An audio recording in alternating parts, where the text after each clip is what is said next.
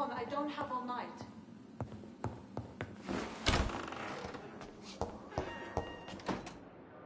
Yes, Nurse Crane? How can I help you? I'm so sorry. I know Dr. Swansea wanted you to rest, but we have somewhat of a crisis.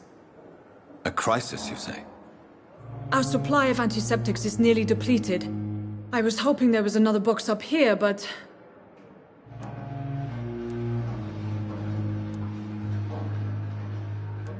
What type of hospital are you running? No antiseptics? You have been away too long, Doctor.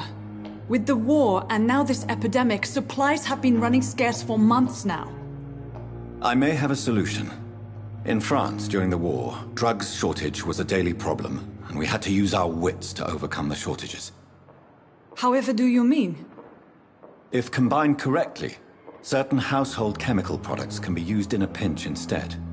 Now, where's the hospital storeroom? The storeroom? Fat chance. This is the Pembroke, and space is luxury we don't have. Everything used to be stored in the old morgue. Perhaps I should look there first. Where is this morgue? It's the large building behind the hospital. You'll need to go in the back door because it's been sealed off for sanitary reasons. Take this key. It opens a small back entrance at the end of a narrow street. The abandoned morgue behind the hospital. A small door at the end of a narrow street.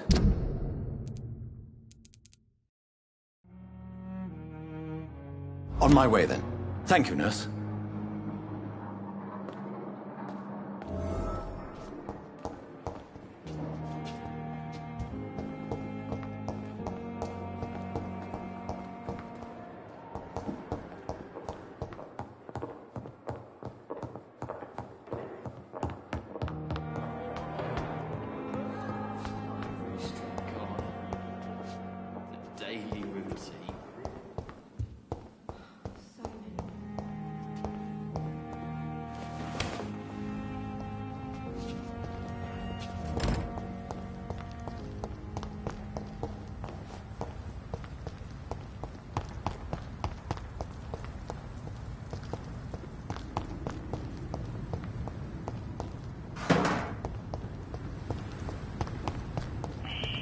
Scowl voices in the garden. I should investigate. If they were to find somebody.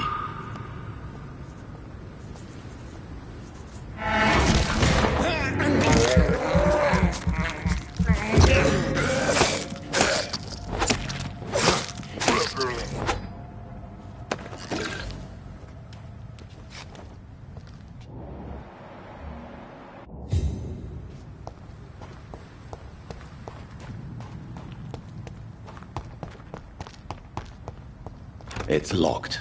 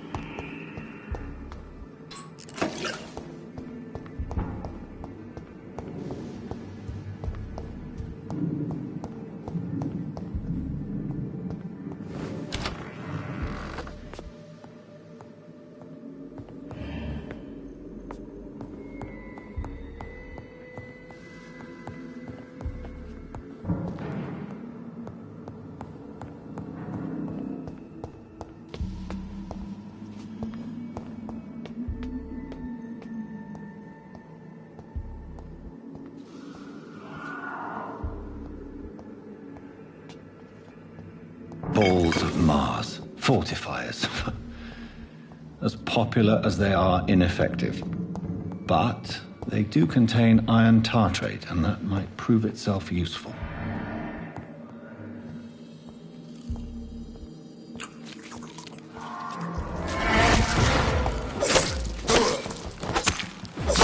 Behavior is similar to the infected William Bishop. Must be the same strain.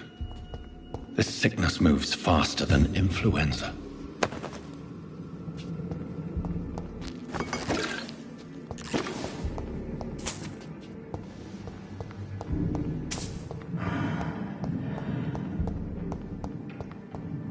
It's locked, all right.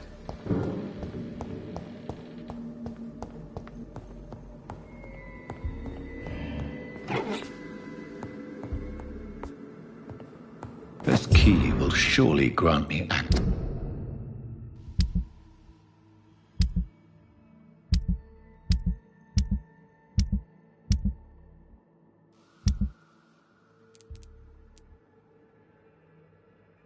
To the basement.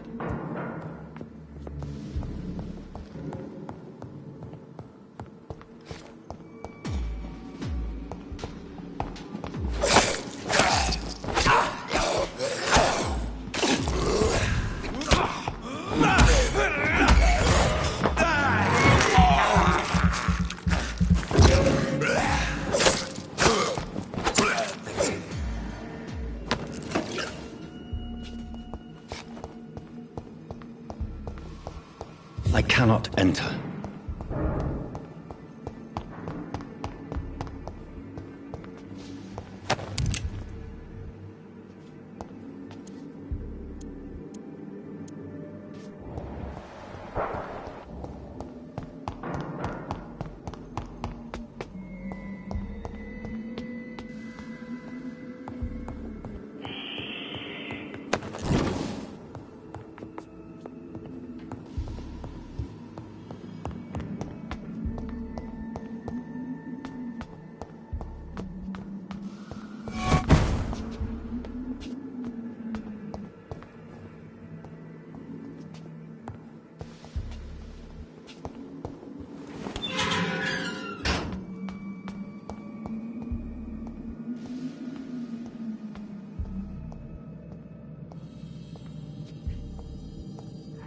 These scowls feed from corpses and the husks of animals. They're not after blood.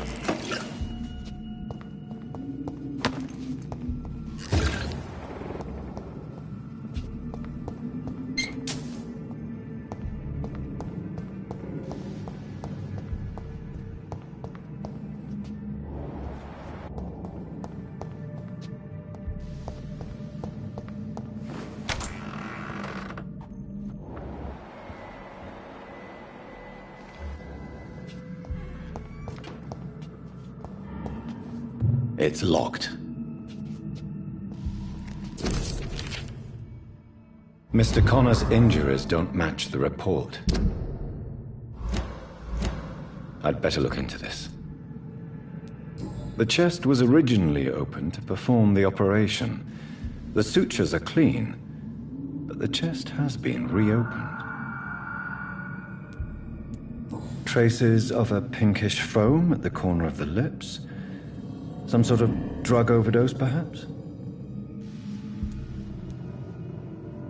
Multiple abrasions and scarring on the arms and legs. Old and distinctive injuries of a sailor or a fisherman.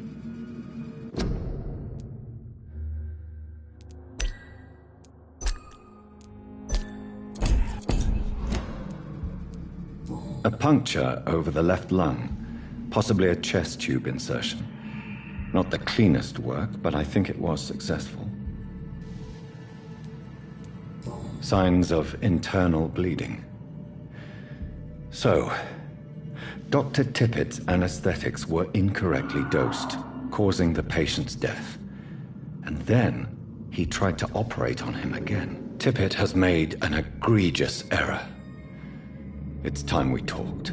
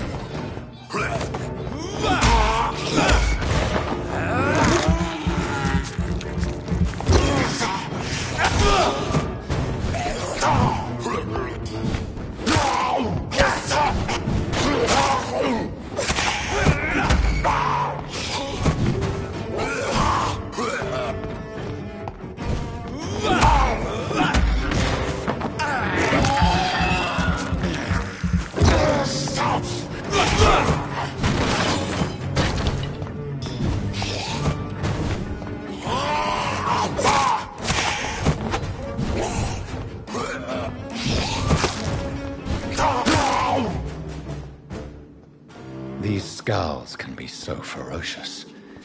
I'm not sure I can defeat them without becoming stronger. To drink blood is so tempting. Sodium hypochlorite. Dangerous to administer, but efficient in the proper dosage.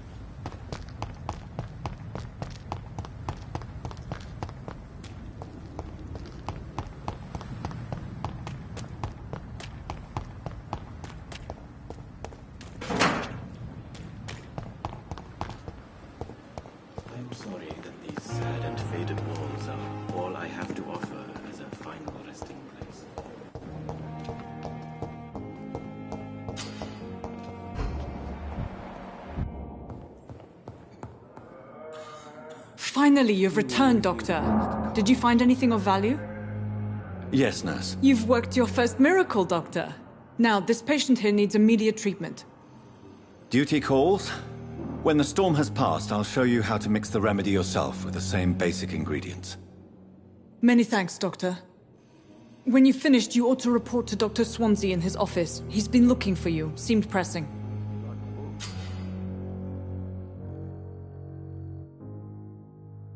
I never could keep anything from her.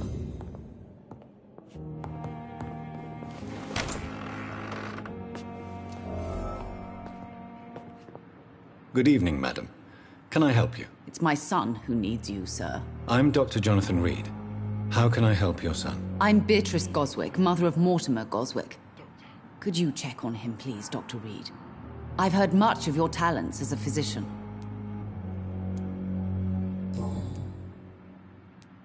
What can you tell me about yourself, Mrs. Goswick? Not much to say. Just take care of my Mortimer and I'll cover all the expenses. That's all that matters. Don't waste your time with me. Are you really that rich? Most of the patients here are of a more humble origin, if I may say so. Yes, thanks to my husband. May he rest in peace. I can cover any needed medical expenses. May I ask if you have an occupation, Mrs. Goswick? I'm a teacher by profession. I teach young women who are more ambitious about their futures than their families. What do you think of your reception here? Any complaints? I have had the uttermost reservations about this hospital since we arrived. But we had no other choice, considering the state of emergency. Is there something in particular that's bothering you? Some of the staff were not especially welcoming. I suspect they're not accustomed to dealing with patients of such social standing. Tell me more about your arrival at the Pembroke Hospital. What gave you such a bad first impression? The ambulance driver was quite rude, for a start. And that nurse, Miss Hawkins, seems to have quite a dubious attitude. What do you mean? She managed to secure a bed for my son despite the epidemic. It was a relief, but it wasn't cheap. She charged you for a bed? Yes, and I paid without question, considering the urgency of the situation. I share your concern, Mrs. Goswick. Be sure that I'll talk to the people involved. I don't expect compensation, Dr. Reed. But I'm aware such behavior would not be tolerated in other hospitals. I'm all right. Don't waste your time with me. Goodbye, Mrs. Goswick. Good evening. I'm Dr. Reed. Can I help at all? No, Really? Why are you here, then? I don't want to talk. My throat hurts too much. I suppose that this pain is the reason you're here. Is someone taking care of you? Yes. And no. Could you at least tell me your name, sir? Mortimer. Mortimer Goswick. Do you need any help? I'm afraid I may, sir. I don't mean to be a burden.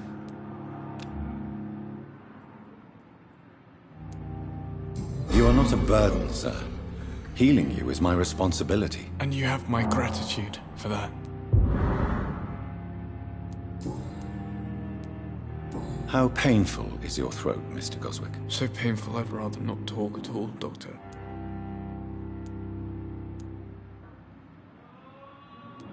I'm sure you realize a doctor and his patient have to communicate, sir. Would it help if I gave you some paper and a pen? Not really. I see. Then maybe it's not just your throat that hurts, Mr. Goswick. Perhaps your sore throat is just the consequence of something more hurtful. Yes, maybe.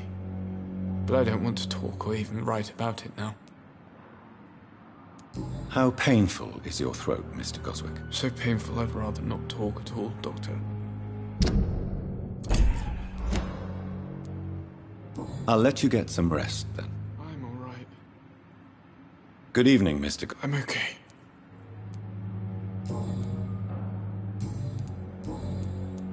Why did your mother have you hospitalized here? She seems convinced this is a bad hospital. My mother just wants the best for me. She won't rest while I'm here. She'd go all the way to hell and back to help me. Is your mother bothering you? As your doctor, I can ask her to leave you alone if you would prefer. That's tempting, Doctor. But you have no idea what my mother is capable of. She would tie herself to my bed if you asked her to leave. Pembroke Hospital may look unorthodox, but rest assured you're in good hands here. It's not me you have to convince, Dr. Reed. It's my mother.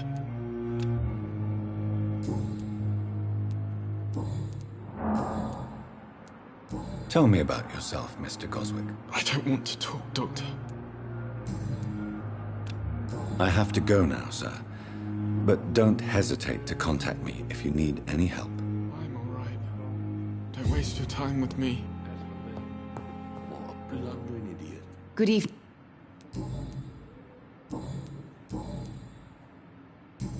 Goodbye, Mrs. Goswick.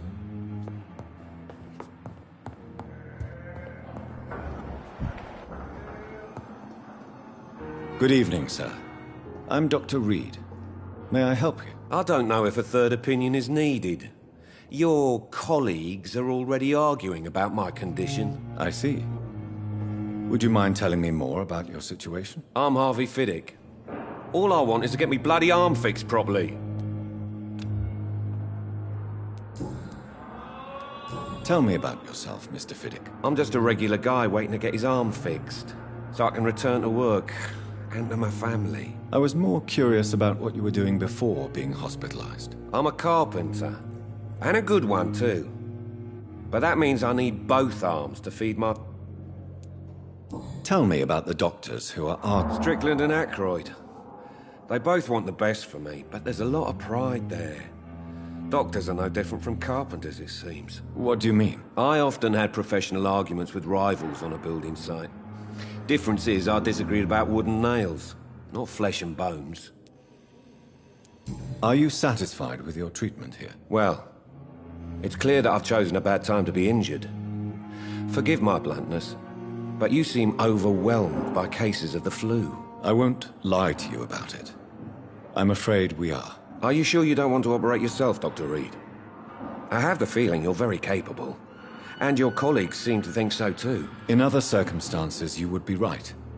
But for now, I don't think I can take on the responsibility. My apologies. Goodbye for now, Mr. Fiddick. I'll see you later. I will not let you down, my boy.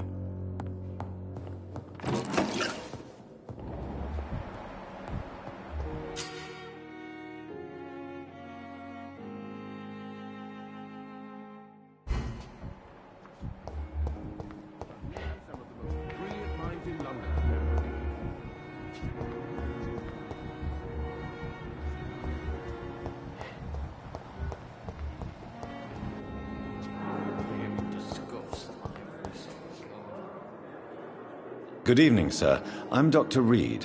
I believe we're going to be colleagues. Reed? Yes, I've been informed about your arrival. I'm Waverly Aykroyd.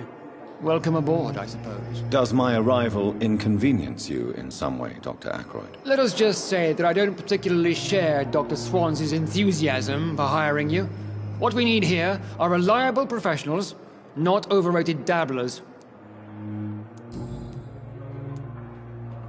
I don't know what you've heard about me, but I have already proved my value as a practitioner. I don't question your skills, Dr. Reed, but your motive. Is it money, fame, or are you truly dedicated? And what exactly is that supposed to mean? I served in the war just like you. But unlike you, I did not use the wounded to play the modern sorcerer. Be careful what you insinuate, Dr. Aykroyd. I only want you to admit you used those men to improve your theories.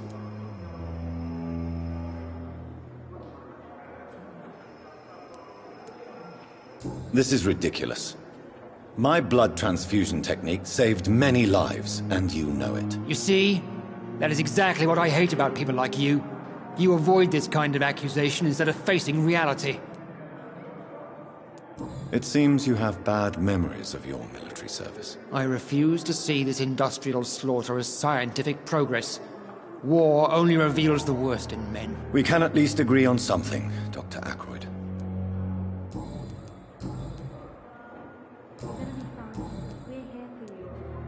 If you have a problem with me, Dr. Ackroyd, please feel free to tell me. Dr. Swansea has imposed your presence on this hospital without asking anyone's advice. The benefit of his position. But I don't agree with it. I know we've never met before, but I believe this hospital could use all the help it can get. You will agree with that, I'm sure. Oh, but I have heard about you, Dr. Reed. Of course you can't say the same about me, since I have not wasted my time courting the press. Please, someone help! There is no need for such animosity between us. Don't you think the epidemic is already enough to deal with? That is one point we could agree on. And that is precisely why I want to be sure that you will be of help to this hospital, instead of a burden. Since your tenure in this hospital is longer than mine, perhaps you can tell me more about this place. Let's just say I'm tired of the carelessness around me. I have always respected the skills of Dr. Swansea, but over time his enthusiasm has become displaced. Carelessness? Exactly what are you talking about? We're here to save lives. The people who trust us are not volunteering for experimentation. They're here to be healed. I don't intend to run any radical experiments, Doctor. Even if I, as any good practitioner should, express an interest in pushing the boundaries of medical research. Modern medical methods were created through audacity and ego. But there are rules in our line of work, and they're here to protect our patients.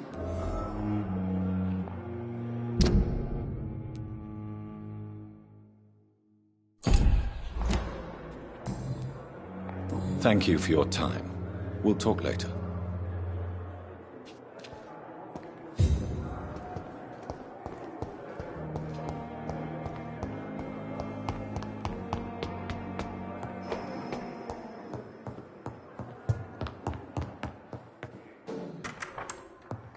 Please, Jonathan, come in. Fascinating, is it not? In the last decade, so many mysteries have been brought to light with our microscopes. The human body, biology's penultimate frontier. The more we explore its boundaries, the less we're able to trace a clear line between life and death. You, my friend, have a foot in both countries. The view must be vertiginous. It's at least as vertiginous as chatting about vampires with you, I would say. This must be all so new to you. This area of town, the hospital, a brand new life. How stimulating it must be. I wish I could share your enthusiasm, Dr. Swansea, but my condition defies scientific categorization. Undead? Unalive? Immortality defies logic. I cannot express my thrill at this serendipitous turn of events. The world's most eminent specialist in blood transfusions, a vampire. One might say a gift from heaven.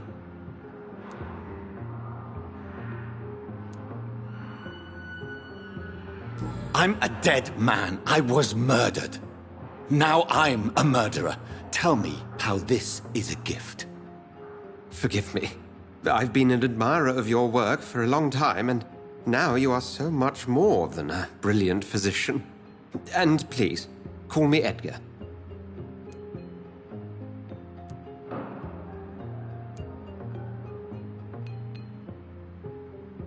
I'm not some doe-eyed student, Edgar. I understand we both have something to gain from this relationship. Very well. I have a task for you, Jonathan. Something that will require all your newfound skills. Please, go on. The Pembroke only survives through the generosity of our benefactors. Unfortunately, our main donor has found herself in a bit of a bind. Now, if you could help her out... A spokesman or politician is what you need. That's not my calling. And until I come to understand what has happened to me, I require discretion. Discretion is in order, Jonathan. Lady Ashbury has recently received rather indelicate correspondence that, if revealed, would jeopardize her position. And you would like me to eradicate this threat? By the stole, of course not. I would just like you to pay her a visit. Her ladyship is certainly near the tents outside, tending the sick. You can't miss her. Look for someone impossibly delicate. Accepted. I'll see what kind of trouble Lady Ashbury...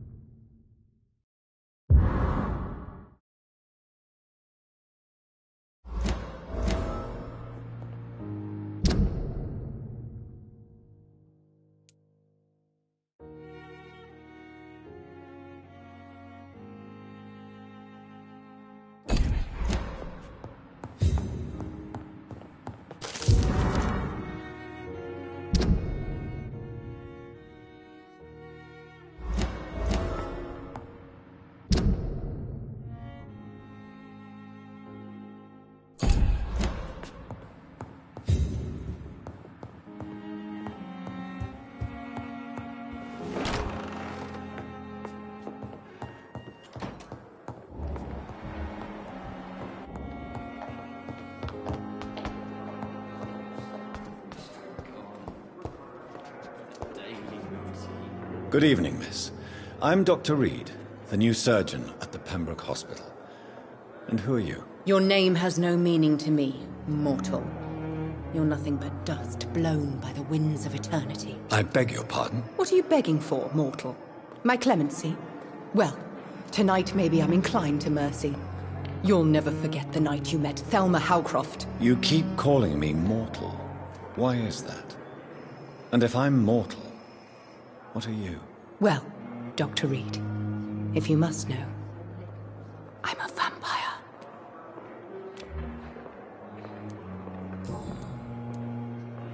And why do you believe you're a vampire? I don't need to believe anything. It is what I am. It is what I feel within this hollow shell of flesh.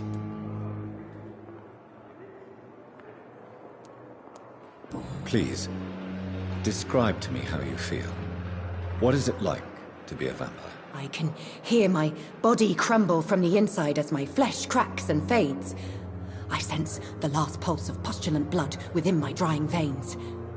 I need new blood. I see. Have you ever heard of Cotard's syndrome, Miss Howcroft? Never. It's a mental illness discovered by a French neurologist named Jules Cotard. The affected patients are delusional. They believe that they are putrefying, that they are dead, a ghost or a ghoul, or in your case, a vampire. Delusional, you say? Oh, sad and petty mortal.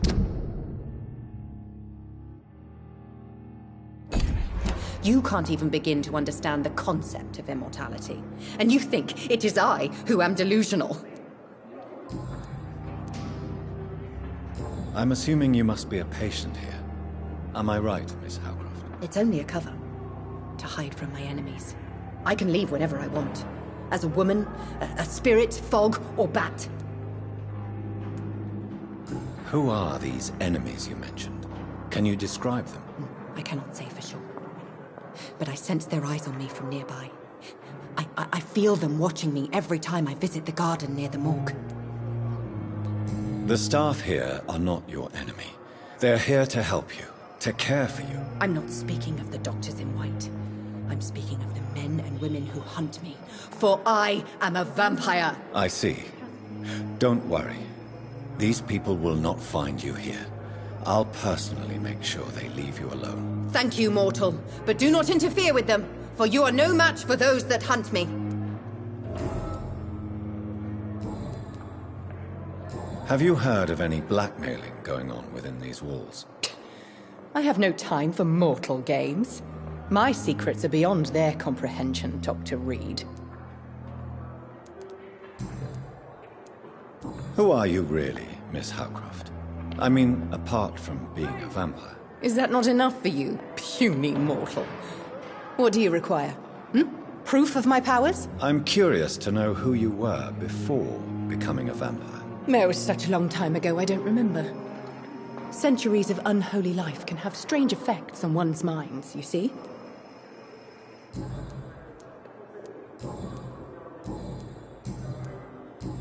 I'll leave you, Mistress of the Dark, to your nocturnal activities. So little result.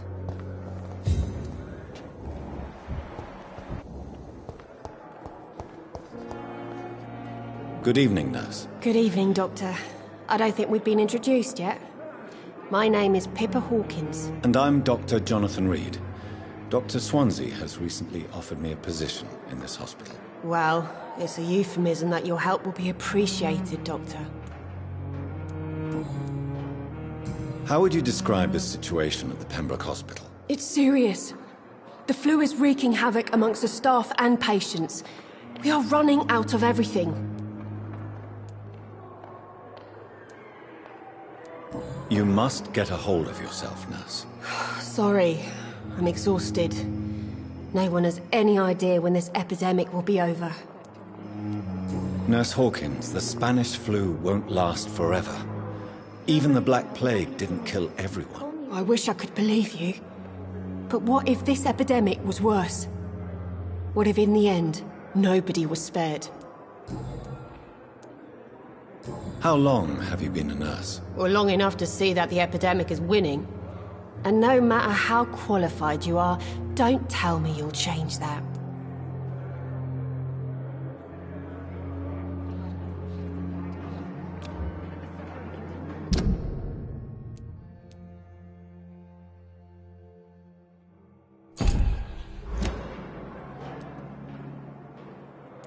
You'd be surprised what dedication can achieve, Nurse Hawkins. In medicine, sometimes we're just a test result away from a miracle. Sorry, Doctor. I don't want to sound bitter, but I'm just too tired to give a pep talk like Nurse Brannigan.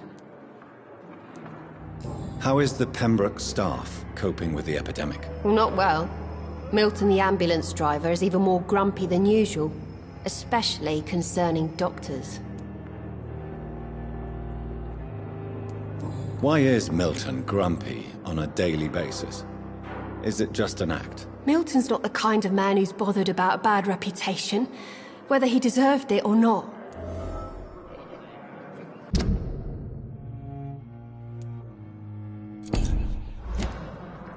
Why does Milton dislike doctors? I don't know. Just ask him. But be warned, Milton is not the chatty type.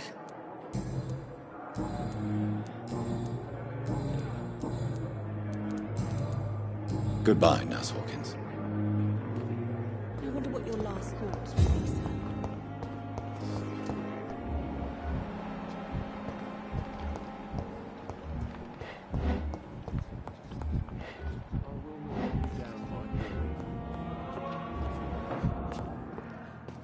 Good evening, Doctor.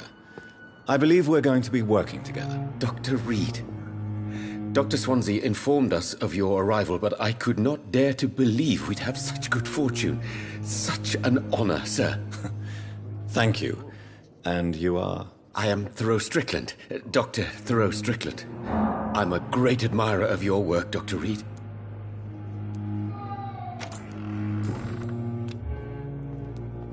Please, could you tell me something about yourself? I'm a great admirer of your work concerning blood transfusion, Dr. Reed. I run my own experiments. I'm convinced it's the future. I based my technique on my mentor's research. He helped me perfect my method. What is yours? I'd rather not talk about it. For now, it's just theories and first approach. My process is purely experimental and unsuccessful. As long as you're cautious and methodical.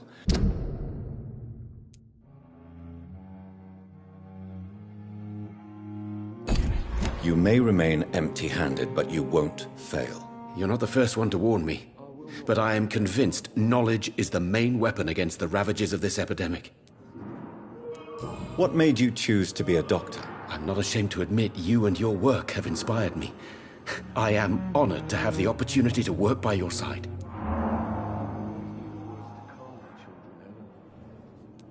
It's always a pleasure to share scientific and medical knowledge with someone eager to learn. I'll be glad to help you if I can. This epidemic may be the century's most terrible disaster, but I'm convinced that we, as doctors, are the only ones able to defeat it. What can you tell me about the Pembroke? Well, it has always been an honor to work with Dr. Swansea. But with your arrival, I can't think of a better opportunity to learn about blood transfusion. Do you need help with anything in particular? Well, yes, maybe. I'm waiting for a batch of products I ordered for my personal research, yet my supplier seems to have vanished. Do you want me to play the errand boy for you? Oh no, Dr. Reed. But if you went personally to his shop, what with your reputation and all, he wouldn't dare to refuse the products I need. I see. Well, give me the address, for I may pass by if I have time. You seem quite optimistic. It's a rare and precious attitude in these difficult times. I'm convinced that this epidemic is a test of endurance and dedication for us men of science. Questions remain about our capacity to resolve the situation. True, true. Last summer, during the first wave of the epidemic, I used to joke with Milton about the extra work. We're not smiling now.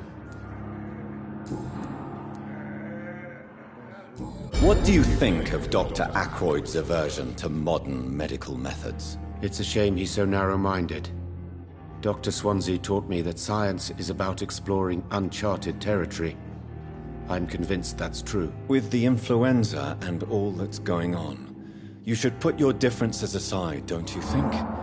Why is it so difficult to work together? I believe that if Dr. Ackroyd had been the one to discover the transfusion process, he would be the first to recommend its use. So you believe it's just a question of jealousy and pride? Dr. Ackroyd is as proud as he is blinded by his obsolete concept of medical science. Have you heard any talk of blackmail going on in the hospital? If you're running some official inquiry, you had better question the patients. They know more than the staff, especially old Miss Jones. Tell me, Thoreau, what's the real cause of your dislike for Dr. Ackroyd? He refuses to admit that your blood transfusion technique is the only way to save Mr. Fiddick. I'm convinced we must use it. What Dr. Ackroyd really said is that you lack the skill to perform this operation efficiently. Is there anything you have to say about this? It's a false conceit. Dr. Ackroyd secretly envies your reputation. His jealousy blinds him. I'm not the real target here. Tell me more about your willingness to experiment with new medical techniques. Harvey Fiddick is a patient suffering from a severe injury that could cripple him if not treated correctly. I'm convinced your blood transfusion technique could help him. What is it you really want? To save him? Or to prove your point? Fair question.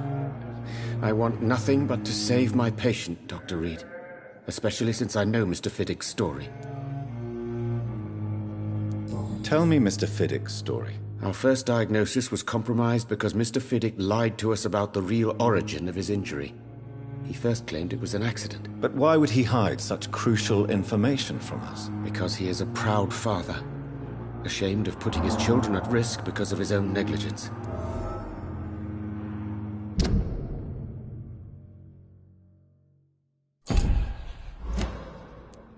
This personal involvement could also appear to be a lack of impartiality.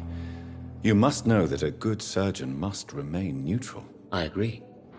But that does not excuse Dr. Ackroyd's behavior, a man who did not even take time to converse with his patient. Do you think keeping his distance was a mistake?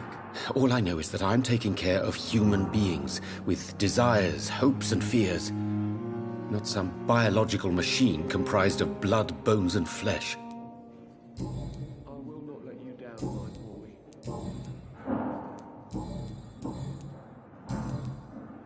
Goodbye, Dr. Strickland.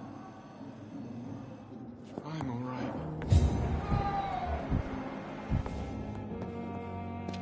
How long must I wait, damn it? Blaming me will not further your agenda, sir. How long's it going to take to fix me properly? A month? A year? You have the right to disapprove of our methods, and you will kindly apologize when you're feeling better. I'm quite busy, right? Tell me, Waverley, what do you think of Dr. Strickland's enthusiasm for his experimental research? Strickland is playing with his patients' lives for pride and glory. Now that, sir, is unethical. Are you thinking about something in particular? Harvey Fiddick needs delicate surgery.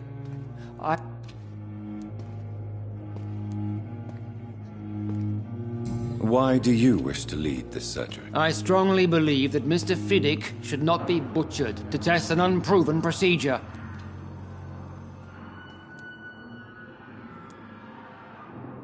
Other people may say that's too conservative a point of view. Conservative? And what are you going to say to Mr. Fiddick if he loses his arm because of the operation? Because that's what's going to happen if the surgery is a failure. And are you not afraid that your rivalry with Strickland may be blinding you? Rivalry? I guess you could call it that. But I will never be childish enough to let my personal feelings affect my judgment.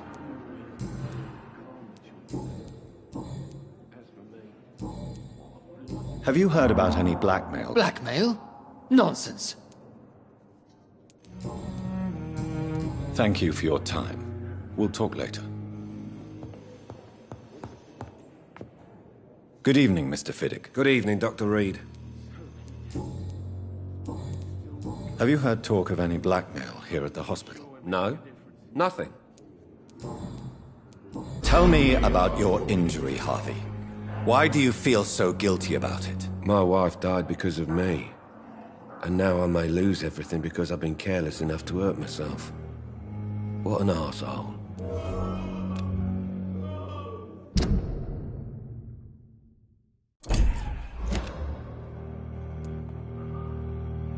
How could your job be responsible for your wife's death? I was working a double.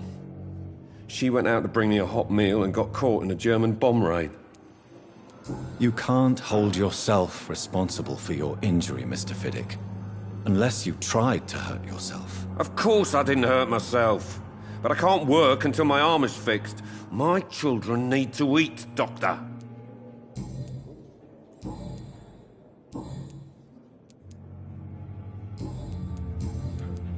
Tell me more about the death of your wife, Harvey. 1915.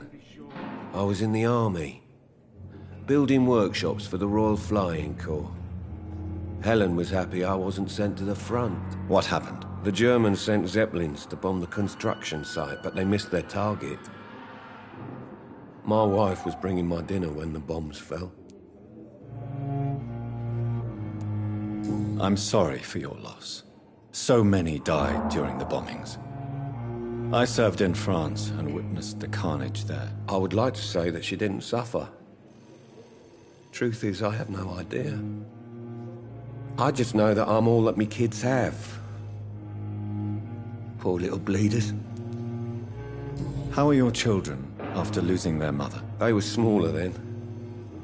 The only good thing about this is my Helen didn't bring them with her that night.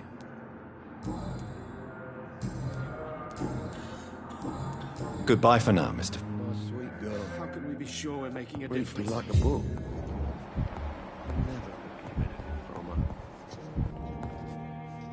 Dr. Reed,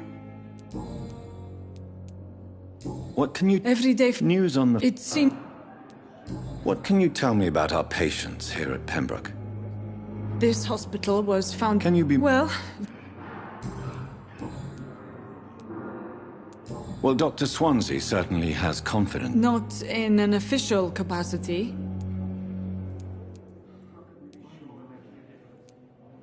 How is the duty roster organized?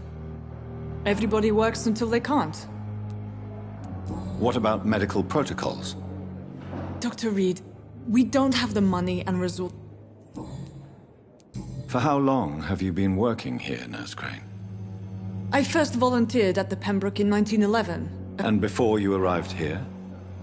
If you must know, this was my first...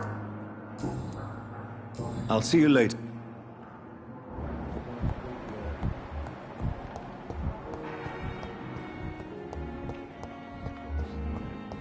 Corner. The daily routine. Good evening, Mr. Hampton. How do you feel? Dr. Reed, is it? Oh, sir, I must apologize for my behavior. What do you mean? I was not myself in the factory.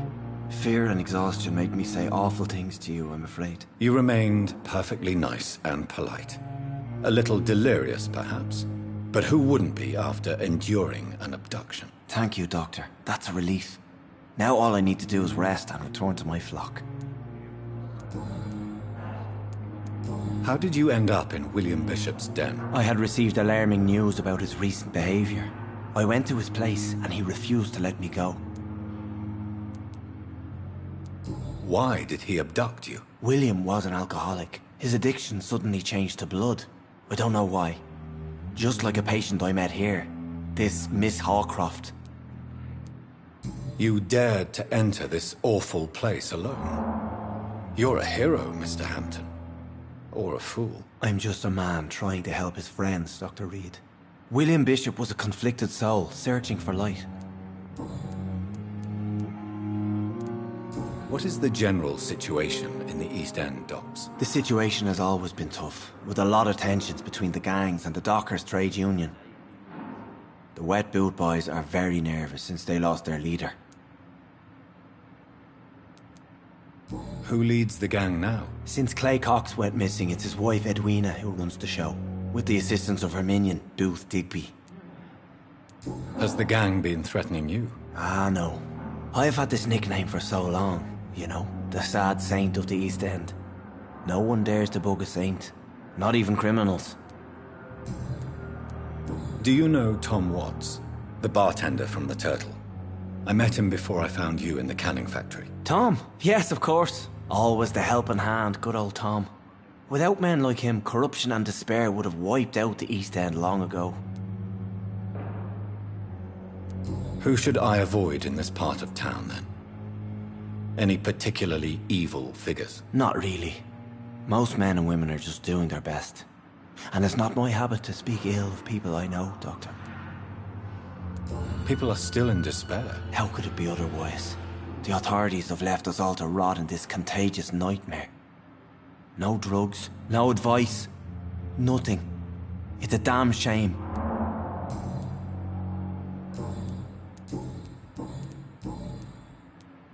What do you do for a living, Mr. Hampton?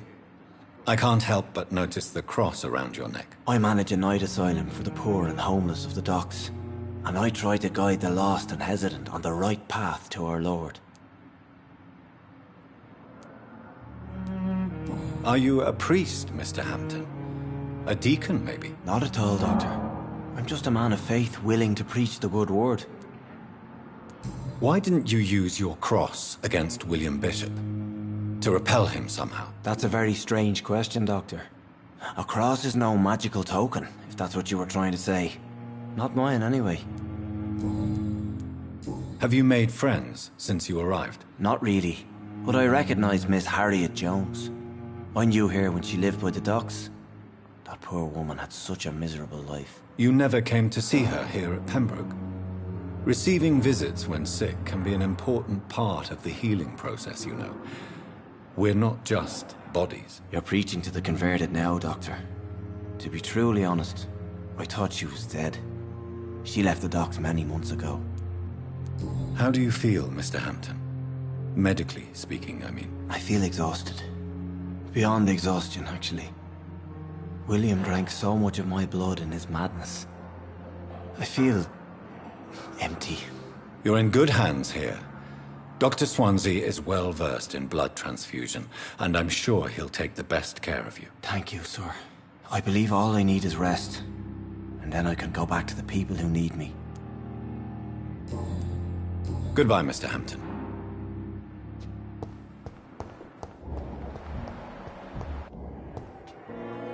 Good evening, sir. Can I help you? Unless you're here to fix my face. No. I don't think you can help me. I'm Dr. Reed. I've recently taken the position of head surgeon here. War injuries, am I right? You guessed right, Doctor. German shell took my pretty little mug right off. But they still call me Thomas Elwood. Have you heard rumors of underhand dealings in the hospital? If you want to know what's going on here, You better talk to Miss Jones. She knows everything. How is your stay with us, Mr. Elwood? Oh, it's bliss. I just escaped death in the trenches to be surrounded again by the moans of the dying. Can I ask you precisely why you're a patient here? It's the pain, sir. The drugs don't work. It just hurts under the scars, if you get my drift. Can I do anything for your pain? Nurses gave me a bunch of pills. No effect. Told you.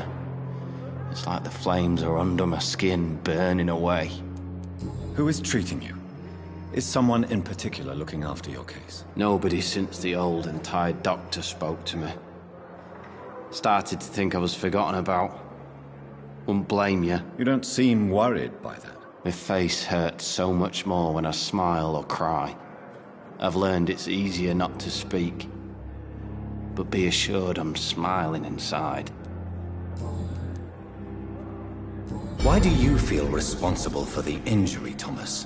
What really happened? I wasn't disfigured by any German shells. It happened during my leave. It was an accident. Tell me what really happened then. I went with a whore in Rouen. Dead drunk I was. The hotel was a shithole. There was a fire that night. Did you start the fire? Were you trying to avoid going back to the front? That's not uncommon, you know. No. It's just that I was asleep when the flames reached the room. The girl was long gone. Bitch never woke me up. Left me to burn. Why lie about it? Come on. It's one thing to come back disfigured by the Germans, and it's another to get injured in an accident that could have happened to anybody.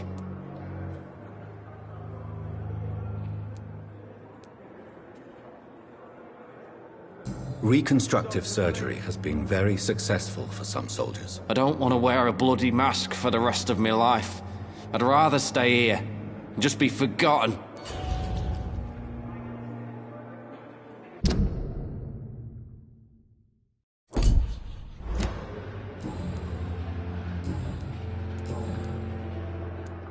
Where were you stationed, sir?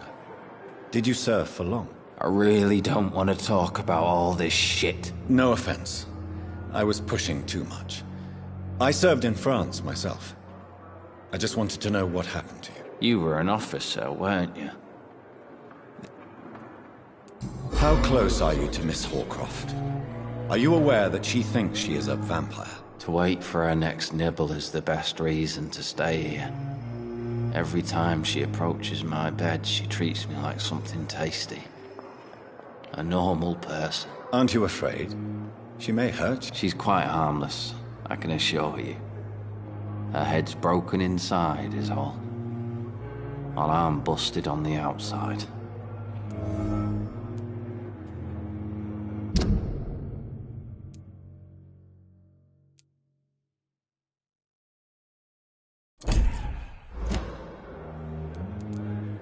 So do you let her bite you? And why not? She's only supping a few She could decide to bite less. Then it's another good reason. You do realize she's mentally disturbed. In her madness, she never refers to me.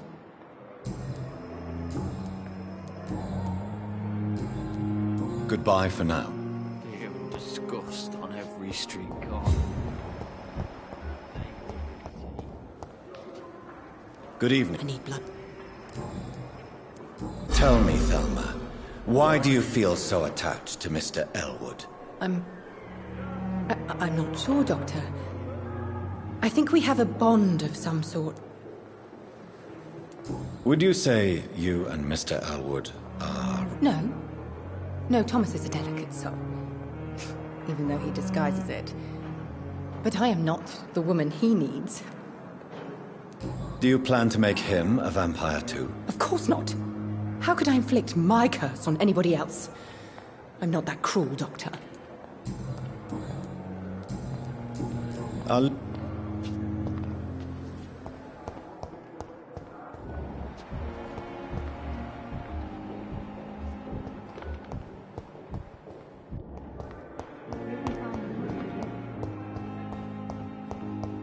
It's locked, all right. Damn.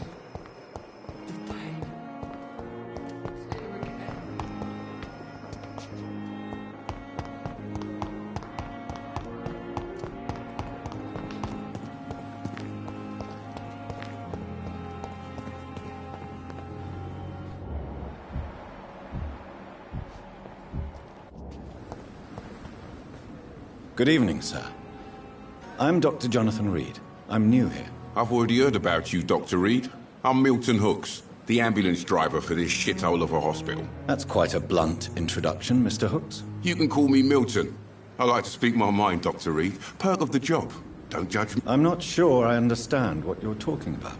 Well, I'm no doctor, but I'm pretty sure a gun can't be used as a surgical instrument. You have a keen eye. I learned to shoot during the war, and have carried one ever since. Old habits die hard. No need to explain, Dr. Reed. And if you ever need a better gun, remember, I may have something for you.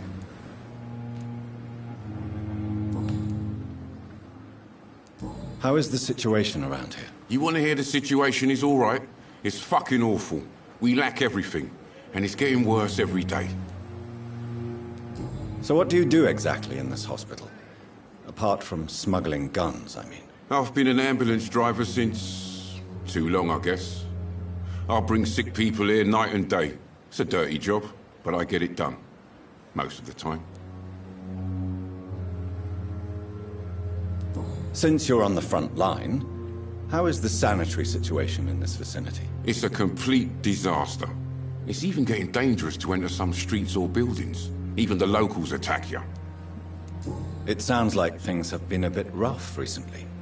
What's happened? Yesterday I got attacked by the patient I was bringing here.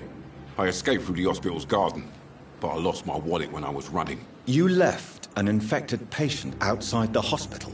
That's incredibly dangerous. Go there yourself if you want, but be careful, Doctor. I'd rather not bring your dead body back.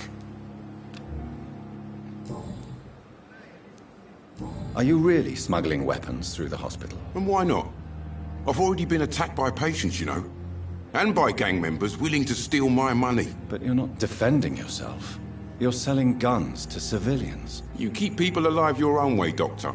I offer them another way to protect their health. Why do you have such a mediocre reputation among your colleagues, Milton? Fuck them. Nobody knows the horrors I've seen since working here.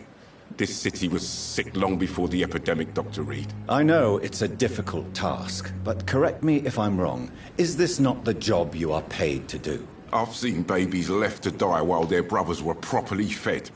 Underage girls and boys sold to all manner of perverts. I'm sorry, I don't know what to say. Yeah, exactly. We lack words. So excuse me if I don't look on the bright side of life.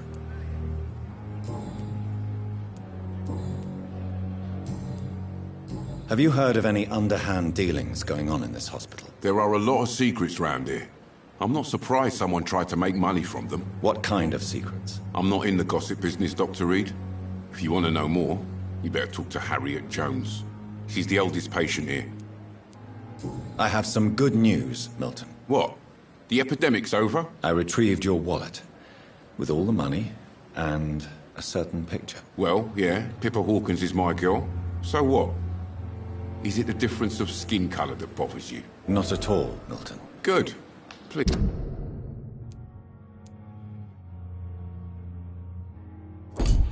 Take this money anyway, to remind you to keep your mouth shut. Not everybody is as broad-minded as you, Dr. Reed. I'd like to see your good. Wise choice, Dr. Reed.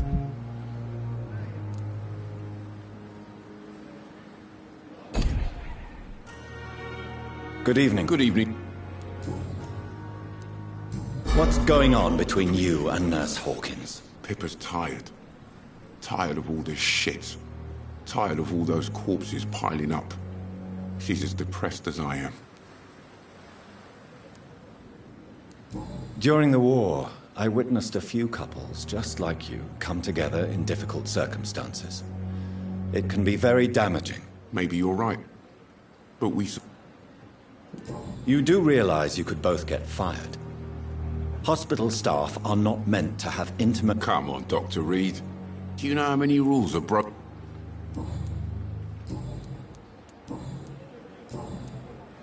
Goodbye, Mill.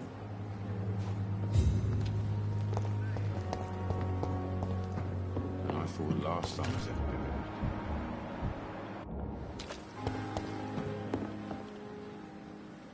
The flu took my dear wife, Emily. I take comfort knowing we'll soon be together again. Mr. Rainfield, that's no way to talk.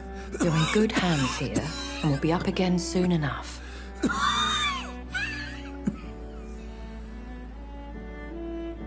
Now do me a kindness and get some sleep. I'll be back round later. Your words are kind, the blessings of an angel. You're the sweet, sweet Lady of Mercy.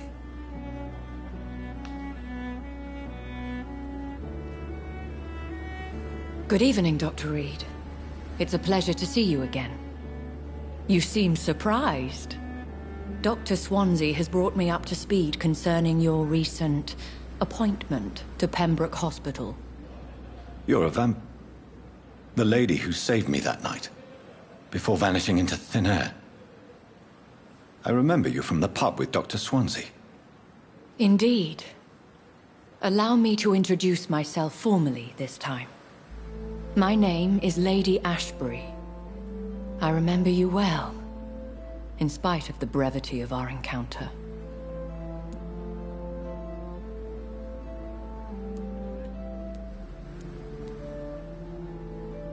Apologies.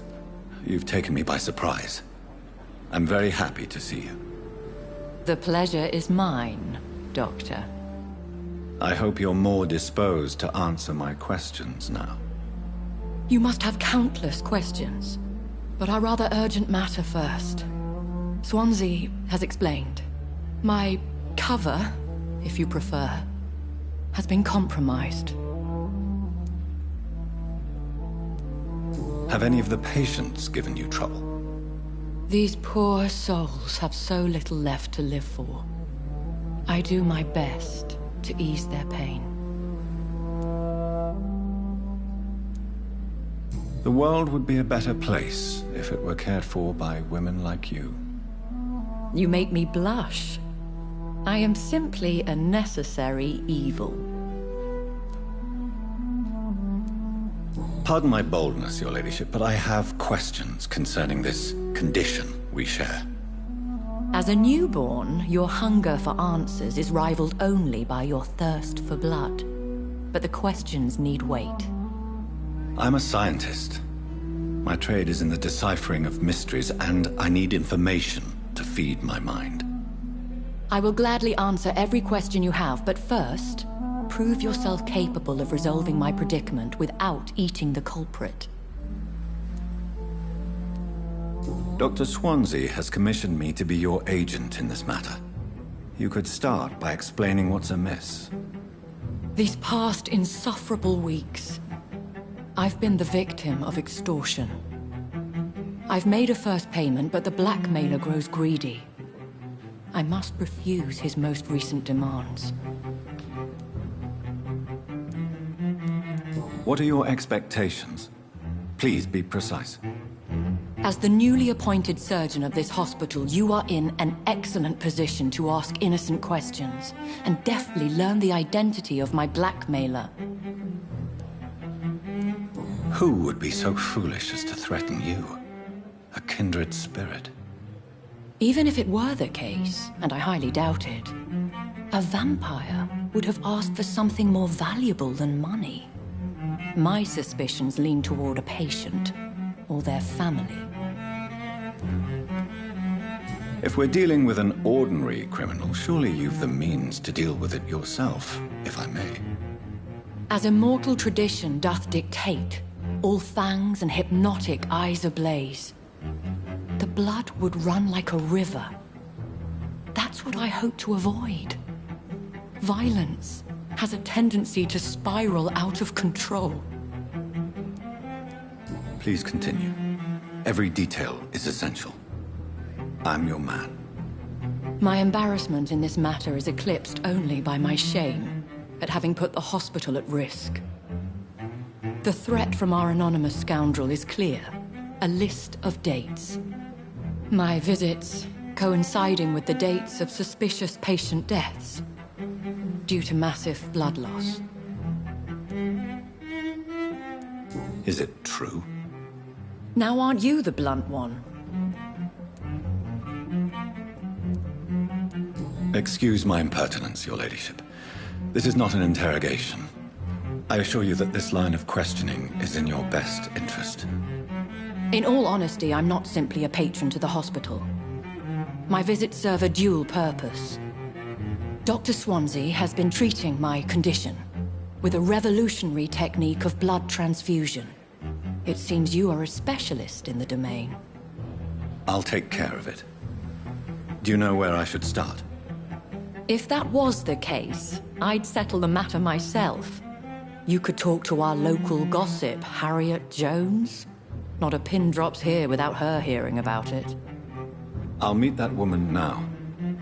My life, as others know, is in your hands, Dr. Reed. I'm sure of your discretion, but I do fear your powers of persuasion will be put to the test. When this is resolved, I'll be your obligé. I'll answer all questions in regards of your condition.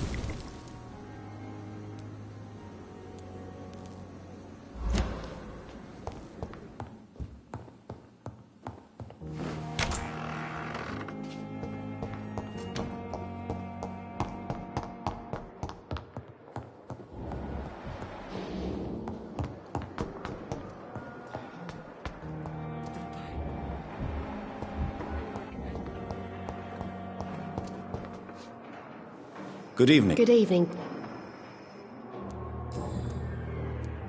Pepper, I know you're very close to Milton Hooks. Yes? Milton Hooks is my man. If you want to report me for that, just feel free, Doctor. I have no intention of reporting you, Nurse Hawkins. But are you aware of the risks? The rules say I won't be allowed to work as a nurse anymore. But here at the Pembroke, we break rules all the time. Is he worth the risk? Hey, I'm no perfect woman, and Milton is not the finest bloke. But we do our best to get by. That's all any of us can hope for nowadays.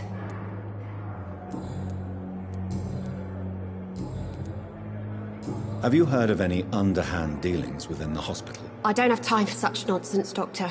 I've work to do. Are you certain? You seem nervous. If you have something in mind, just speak up, Doctor. Otherwise, stop breathing down my neck. Blackmail is a serious matter, Nurse Hawkins. Everything is serious around here, Dr. Reed. Starting with patients who need me. Have you heard— I don't have time. Goodbye now.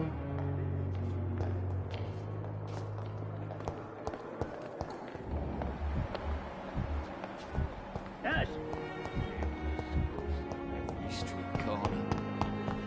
The daily routine.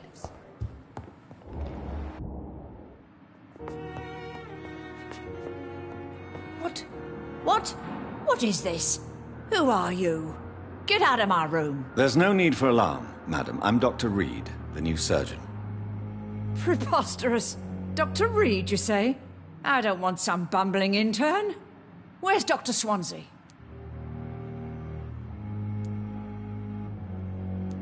Please, calm down, madam. I assure you that I am highly qualified. I'm just back from war duty. How brave. Threatening an old defenseless woman. You know how long I've been a patient here? You've picked the wrong fight. I'm Harriet Jones. Harriet Jones? Indeed. I've been meaning to have a chat with you.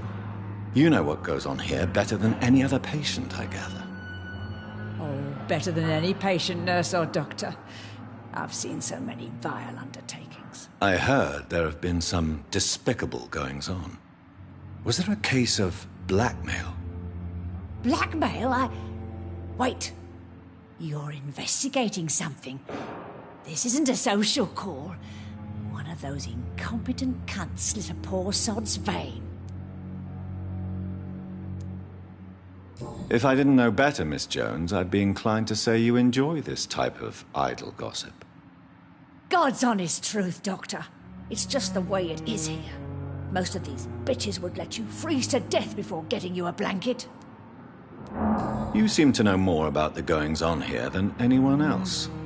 Beware, Miss Jones, in case suspicion should fall on you. That's it. Blame the old and infirm. I see those little bitches' greedy little eyes. Just waiting for me to pop off they are. I assure you, madam, this is not an investigation into a possible medical error. Debauchery, then? Nurses Crane, Hawkins, Brannigans, whores, all of them. They can't keep their legs shut. I've seen them scratching slutty sores. Really? Well, if you have irrefutable proof, I'll not have the staff behaving in such a manner here. This is your business, Doctor, not mine. But I swear one of the nurses is cavorting with some man on hospital hours. Thank you for your time, Miss Jones. You've given me something to go on. See you on the next round.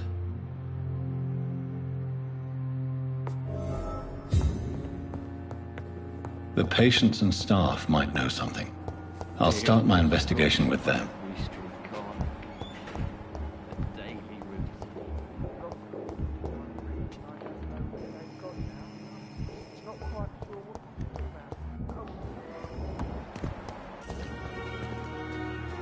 Good evening, sir. So it is true. The famous Dr. Reed has joined us. I can't think of any better news during these terrible times. Do we know each other? Actually, yes. We met once before, at the Rockefeller University in New York. Dr. Tippett's, yes, I remember. I was assisting Professor Carell in his research about coronary bypasses. He had nothing but praise for you. He was also very confident about your future. And look at you now. Eminent surgeon and blood transfusion specialist.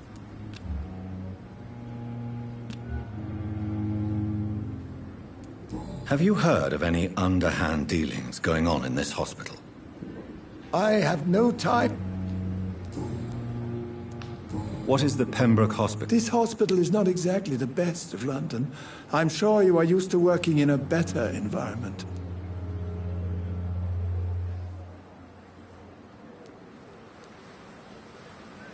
It's more than enough. In any case, the personnel of a hospital are much more important to me than the building. Don't be misled by appearances, Dr. Reed. This hospital does not lack talented people. What can you tell me about the staff in the hospital?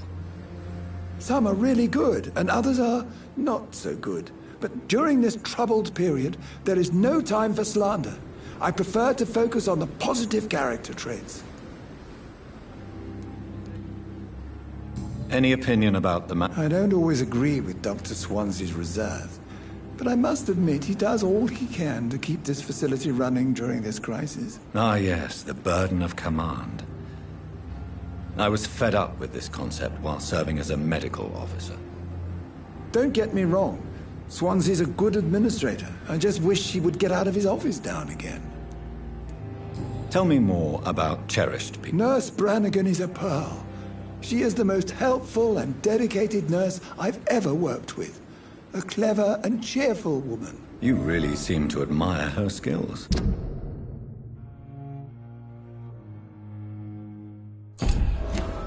I'll go even further. If she was a man, she would be a damn fine practitioner.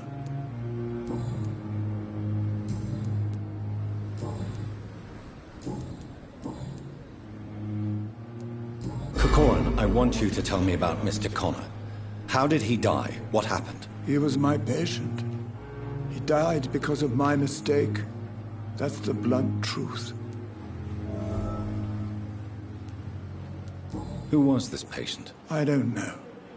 Some sick man from the docks, maybe a fisherman. I had no time to talk with him. No one claimed a body.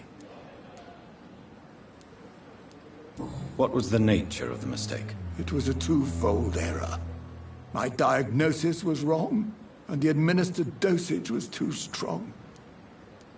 Why not stop practicing? Are you mad? I killed that man, I admit it, and it won't happen again. I have saved so many lives since then.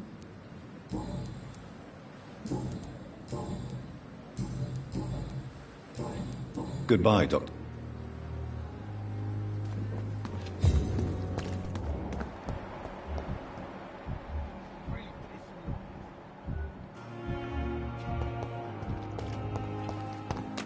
This is no time for self-pity.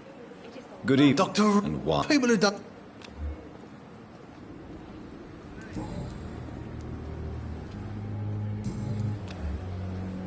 You're lucky to be alive, Mr. Cox. I hope you're starting to take better care of yourself. This place is full of sickness and decay. How could I get better in such a dump? Consider yourself lucky that I'm treating all of my patients equally. But don't push your luck. Don't play the innocent with me. I'm sure you have good reasons to act this way. And also weaknesses that can be exploited. Do you ever think about that? The wound he gave me. That man was determined to murder you. What a surprise. What did he want?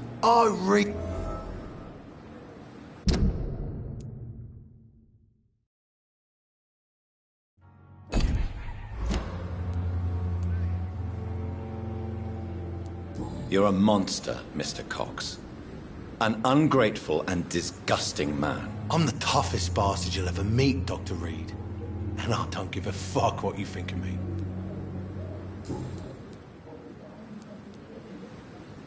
How is your... This is a shitty place. What's wrong? That bar... I see. The nurses aren't... What's wrong with... Come on, Dr. Reed. But you're alive thanks to the... What do you expect? Have you heard of any... Blackmail? That's... How long do you think you can escape the law, Clay? I know this city like the back of my hand, Doc. I know its streets, who to pub...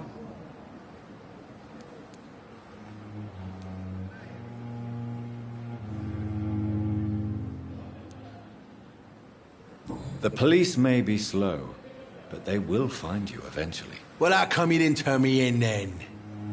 Nah, Doc. I figure you have something to hide so you can't ask the coppers for help.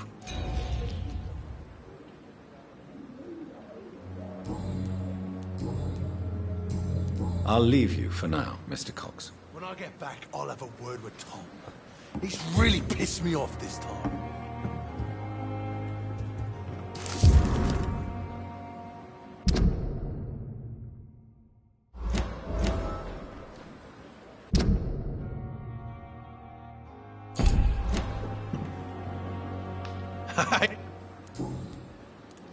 Am I right to assume your wife's letter pissed you off, Clay?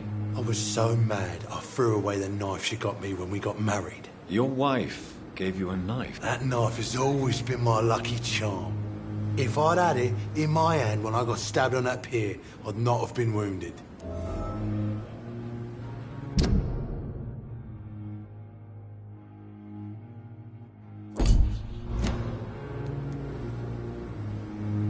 Do you want it back? I don't need it here, but if you'd be kind enough to bring it to me, I'd be really grateful. A grateful Clay Cox? I might just find your knife and bring it back to you to see that happen. I can give you directions, but I'll be surprised if you manage to find it. My hideout isn't meant to be found easily. A lucky charm? We all have our flaws, Doc. What can you tell me about your marriage, Clay? Marriage is the sweetest cage, they say. Well, I found myself locked in one with a wild animal. You mean your wife keeps you on... No, I mean, we both have claws and we both love to bite. I'll leave you. When I get back, I'll have a word with Tom. He's really pissed me off. Good evening, nurse.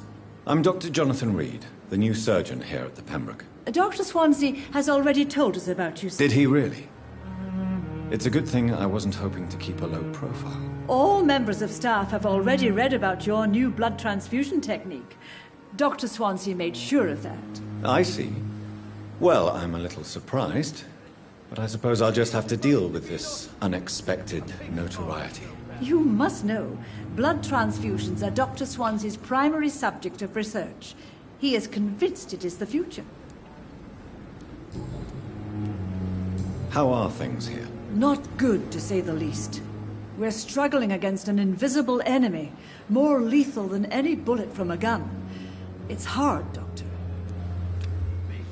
Please, I feel sick. Get over here now. An invisible enemy? Quite a poetic term for a disease, especially from a nurse. Sorry, Doctor. These last few weeks have been exhausting. We could all do with a good night's sleep. Do you think this hospital can survive the epidemic? We are all volunteers here, and we're trying to hold fast, but how do we beat an invisible killer? Some nurses have already resigned. I'm not familiar with all the stuff. Brilliant professionals, most of them. Dr. Swansea has a gift for recruiting talent. Most of them. Is there a problem I should... It would be inappropriate for me to speak ill of a colleague.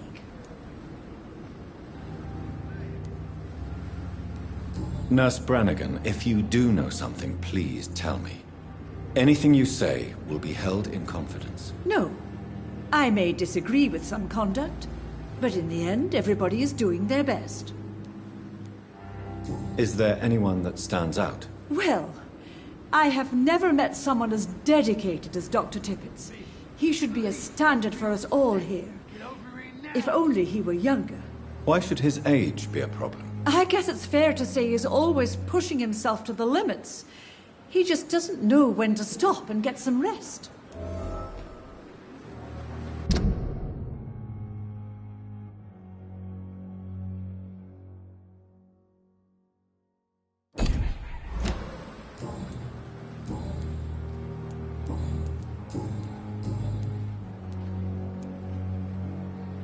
Why does Dr. Tippett claim you're the main reason he keeps working, despite his fatigue? If it wasn't for him, I probably would have left the Pembroke years ago.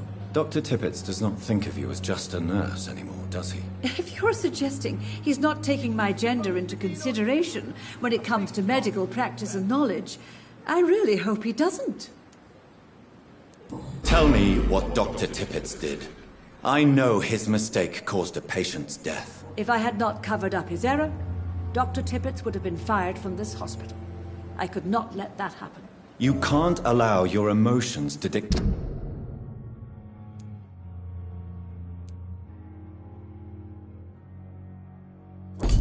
Take your conduct concerning patients, Nurse Brannigan. Look around you, Dr. Reed. Do you really think we can afford to lose a brilliant practitioner like Dr. Tippett's in our situation?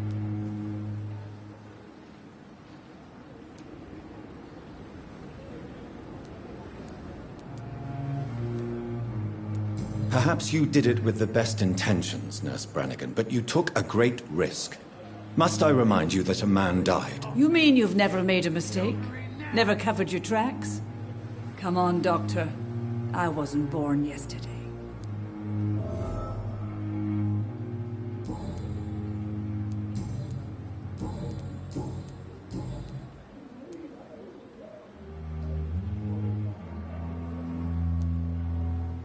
Have you seen a strange man visiting any of the nurses here? I've never heard of such a thing, Doctor. I've decided that I won't reveal Dr. Tippett's, shall we say, misdemeanor. I'm so glad you share my point of view. Dr. Tippett's is a brilliant practitioner. We most definitely need his know-how. I hope you're right. This is a huge risk we're taking. Dr. Tippett must regain his confidence. Please, keep this decision between you and me. He doesn't need to know you found out.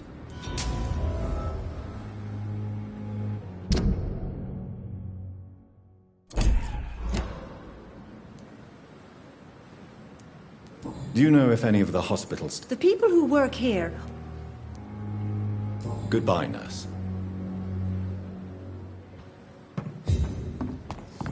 Anywhere else in the East End?